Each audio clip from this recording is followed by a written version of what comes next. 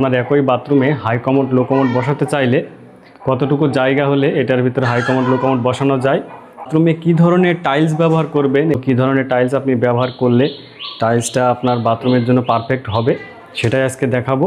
এবং আমরা এখানে যে বাথরুমে কাজ করছি এটার ভিতরে হাই কমোড লো কমোড আপনারা দেখতেই পাচ্ছেন যে দুইটাই আছে। এটার ফুল মেজারমেন্ট আপনাদেরকে দেখানোর চেষ্টা করব, তাহলে কিন্তু আপনারা এখান থেকে একটা বাথরুম তৈরির জন্য ভালো একটা ধারণা পেয়ে যাবেন।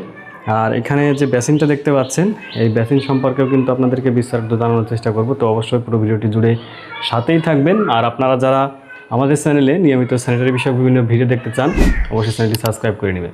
এক্সিলেন্ট কোম্পানির একটা সুন্দর বেসিন এখানে আমরা সেট আপ দিয়েছি, যেটা নেভি ব্লু এবং সাথে সুন্দর ফুলের ডিজাইন দেখতে পাচ্ছেন। তো এটা আমার কাছে পার্সোনালি খুব ভালো একটা ডিজাইনের বেসিন মনে হয়েছে। আপনাদের কাছে কেমন লাগছে অবশ্যই কমেন্টস করে জানাবেন। এটার সাইজ আপনাদেরকে আমি একটু জানিয়ে দিই। এটার সাইজ আছে হচ্ছে 24 ইঞ্চি বাই হচ্ছে 21 ইঞ্চি। আর এই ধরনের বেসিনগুলো বা এক্সিলেন্ট কোম্পানির যে বেসিনগুলো আমি লাগিয়েছি এর আগেও, সেগুলোর উচ্চতাটা একটু সাধারণ যে বেসিনগুলো আমরা পাই তার থেকে কিন্তু একটু বেশি হয়ে থাকে। অর্থাৎ সাধারণ বেসিনের উচ্চতা হয় 34 ইঞ্চি, এই 34 ইঞ্চি হয়, কিন্তু এখানে এটার উচ্চতা আছে 37 ইঞ্চি, অর্থাৎ 3 ইঞ্চি কিন্তু একটু হাইটটা বেশি। এজন্য আসলে বাচ্চা যারা আছে তাদের কিন্তু ব্যবহার করতে একটু অসুবিধা হয়। তাছাড়া এমনিতে বড়দের জন্য কোনো সমস্যা নেই, এই বেসিনটা কিন্তু যথেষ্ট বড় সড়ো।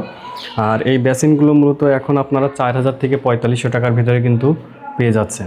এই জায়গাতে দেখতে পাচ্ছেন আমরা হাই কমোড এবং লো কমোড দুইটা কিন্তু পাশাপাশি বসিয়েছি।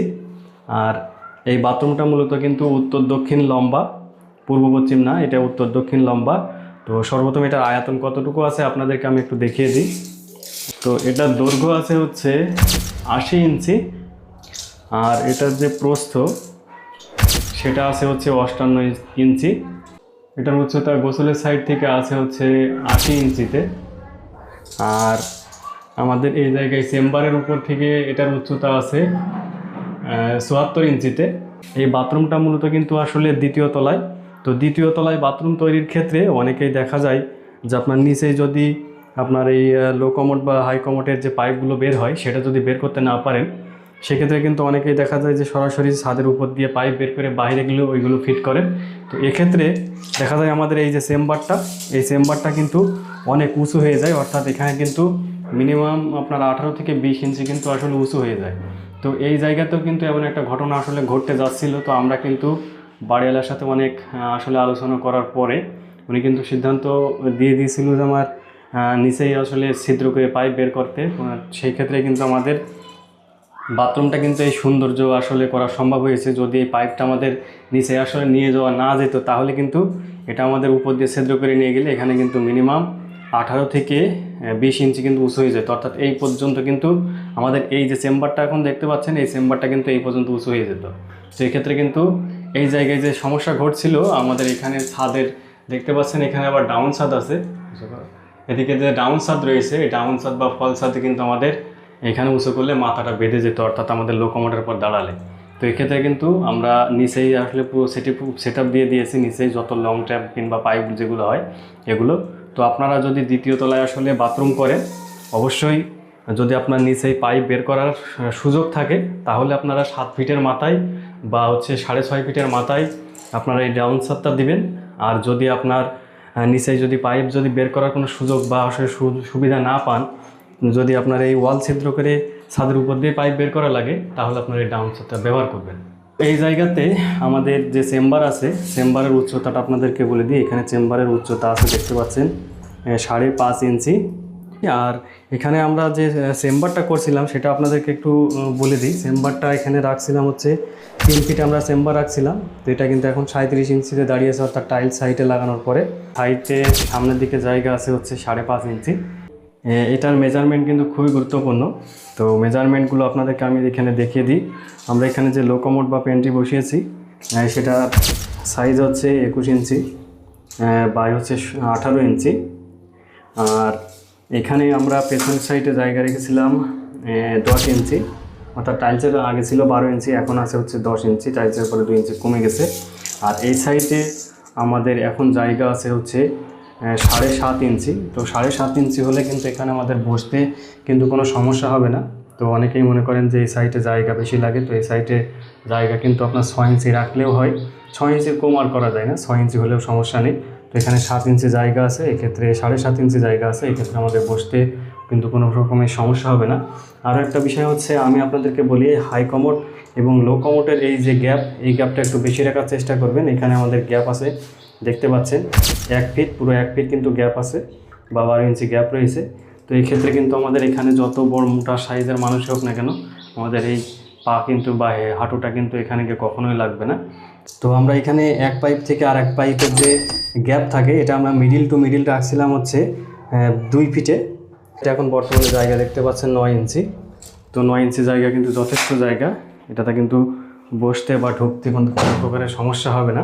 চেষ্টা করবেন যে হাই কমোডের সাইডে জায়গাটা একটু বেশি রাখতে। আমাদের লো কমোডের সাইডে জায়গা রয়েছে 7.5 ইঞ্চি, কিন্তু হাই কমোডের সাইডে কিন্তু আমাদের জায়গা রয়েছে দেখতে পাচ্ছেন 9 ইঞ্চি। তো এই হাই কমোডের সাইডে আপনারা একটু জায়গা বেশি রাখবেন, যেহেতু হাই কমোড আমাদের কিন্তু ঢুকতে গেলে এই পাটা কিন্তু এর ভেতর দিয়ে ঘুরিয়ে নিয়ে কথা হয়, এই কারণে এই গ্যাপটা একটু বেশি রাখবেন। যে হাই কমোডটা রয়েছে এটা কিন্তু আপনার সাধারণ হাই কমোড, এটা কিন্তু জেড প্লাস না, অর্থাৎ আমাদের এই যে ফ্ল্যাশ দেখতে পাচ্ছেন এটা কিন্তু ঢালাই না। তো এই ক্ষেত্রে হাই কমোড লাগানোর ক্ষেত্রে আপনারা যখন পাইপের আসলে লাইনটা রাখবেন, আমরা এটার পেছনের যে পাইপ ছিল এই পাইপটা কিন্তু ওয়াল থেকে রাখছিলাম হচ্ছে 10 ইঞ্চি দূরত্বে।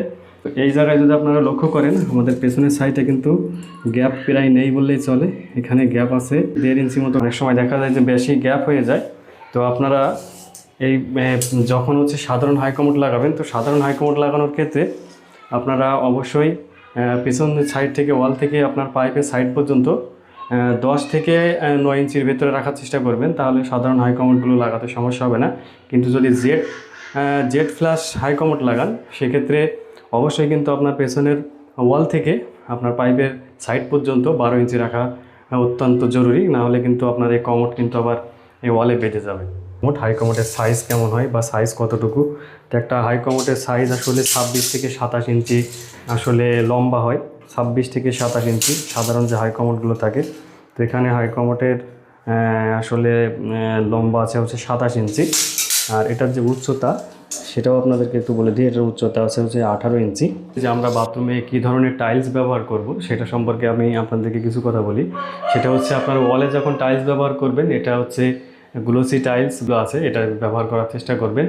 এবং টাইলসটা আপনার যাতে পরিষ্কার করা যায় সেজন্য আপনারা একটু সাদা টাইপের টাইলস নেবেন, তাহলে হচ্ছে সাবানের পানি প্লাস হচ্ছে আপনার যে ময়লা সেগুলো কিন্তু সহজে এটা পরিষ্কার করতে পারবেন।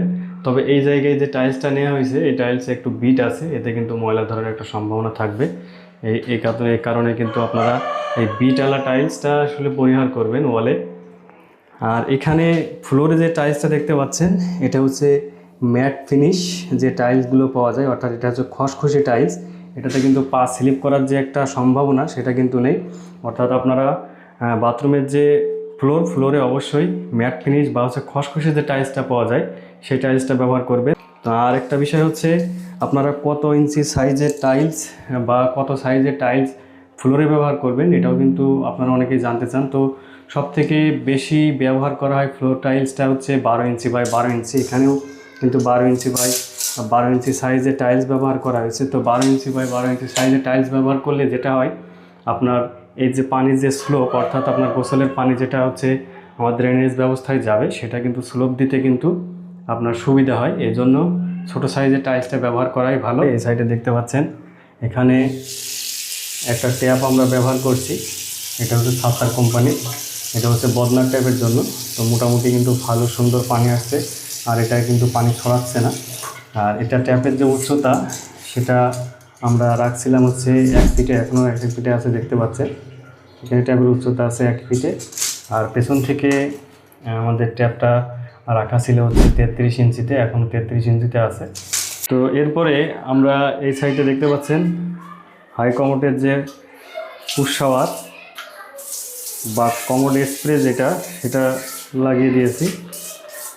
এটা কিন্তু ডান হাতে রাখার চেষ্টা করবেন আপনারা, অর্থাৎ হাই কমোডটা যখন ফিটিংস করবেন, হাই কমোড লো কমোড পাশাপাশি দিলে অবশ্যই আপনার বাথরুমে আমি যেভাবে দাঁড়িয়ে আছি এই দিক থেকে আপনার ডান সাইডে হাই কমোড এবং বাম সাইডে লো কমোড ব্যবহার করবেন। অর্থাৎ এখানে যদি আপনি এটা ডান সাইডে না রাখেন, তাহলে কিন্তু এটা ইউজ করার সময় এই যে পাইপটা এটা যদি বাম সাইডে দেন, তাহলে কিন্তু একটু শরীরের উপর দিয়ে চলে আসে। আর এখানে যদি আপনি নেন তাহলে কিন্তু আপনার সামনে দিয়ে থাকবে, এটা কিন্তু ব্যবহার করতে আপনার কাছে ইজি হবে।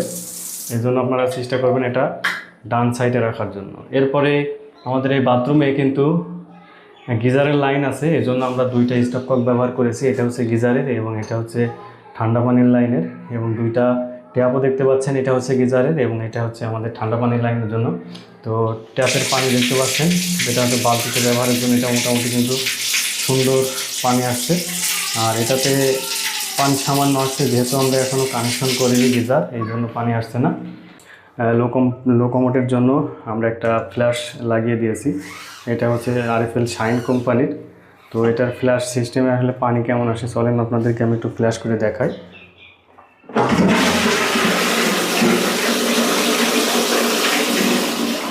তো দেখতেই পাচ্ছেন এটার ফ্ল্যাশ কিন্তু খুব সুন্দর পানি আসছে। তো এইদিকে একটা রিং টাওয়ার আছে, এটাও সাত্তার কোম্পানি, যেটা হচ্ছে 23 ইঞ্চি। আর এই সাইডে একটা কর্নার সেলফ আছে।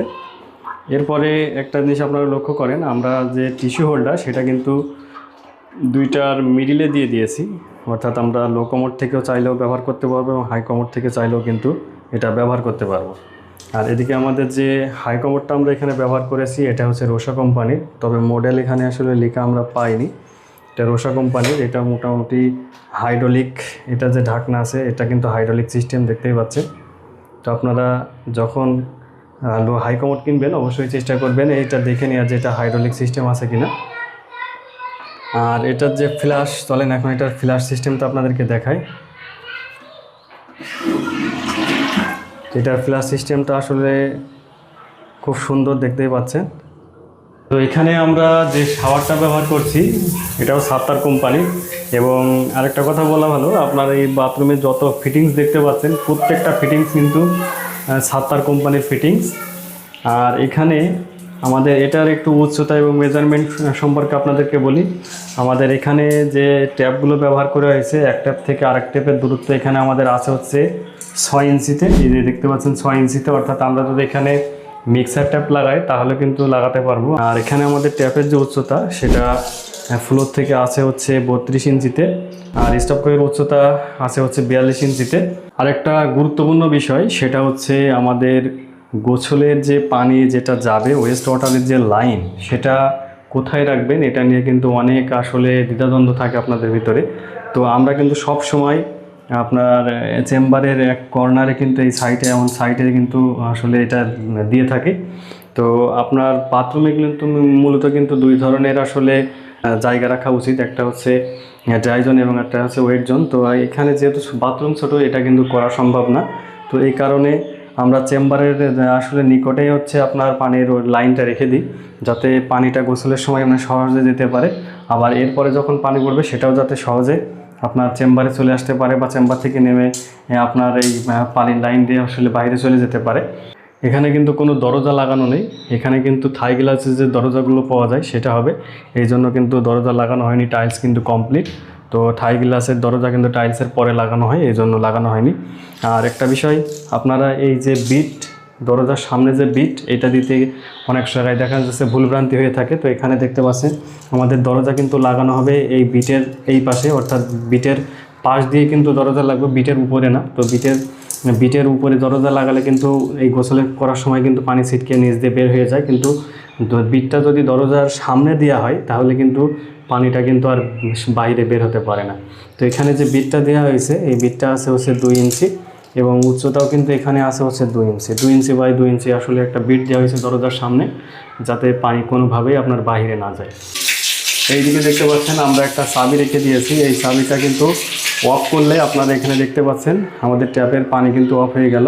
তো এটা রাখার কারণ হচ্ছে আমরা যে বিল্ডিংয়ে কাজ করলাম উপরে কিন্তু আর কোনো ঘর হবে না ভবিষ্যতে, এবং উপরে ওঠার কোনো সিঁড়িও নেই, অর্থাৎ আমরা যে ছাদে হচ্ছে আসলে ট্যাঙ্কি লাগিয়ে দিয়েছি ওখানে ওঠার মতো তেমন ব্যবস্থা নেই। যার কারণে আমাদের যদি কোনো ট্যাপ কিংবা কোনো শাওয়ার নষ্ট হয় তাহলে কিন্তু আমাদের পানিটা অফ করে এটা আসলে চেঞ্জ করার প্রয়োজন আছে। তো চেঞ্জ করতে গেলে কিন্তু আমাদের ওই উপরে ওঠা খুবই কঠিন ব্যাপার। এই কারণে আমরা এর ভেতরে কিন্তু একটা কন্ট্রোলিং সিস্টেম রাখছি, যেহেতু 2 তলা বিল্ডিং। এই কারণে কিন্তু আমরা এখানে একটা কন্ট্রোলিং সিস্টেম রাখছি। এখান থেকে আমরা চাইলে কিন্তু পুরো বাথরুমের পানি কন্ট্রোল করতে পারবো বা অন অফ করতে পারবো, করে কিন্তু আমাদের প্রয়োজনে ট্যাপ নষ্ট হলে সেটা কিন্তু আমরা এটার মাধ্যমে সমাধান করতে পারবো। তো এই ছিল মূলত ভিডিও। তো কেমন লাগলো ভিডিও অবশ্যই কমেন্টস করে জানাবেন। আর আপনারা যদি আমাদের চ্যানেলে স্যানিটারি বিষয়ক বিভিন্ন ভিডিও দেখতে চান অবশ্যই চ্যানেলটি সাবস্ক্রাইব করে আমাদের সাথেই থাকবেন।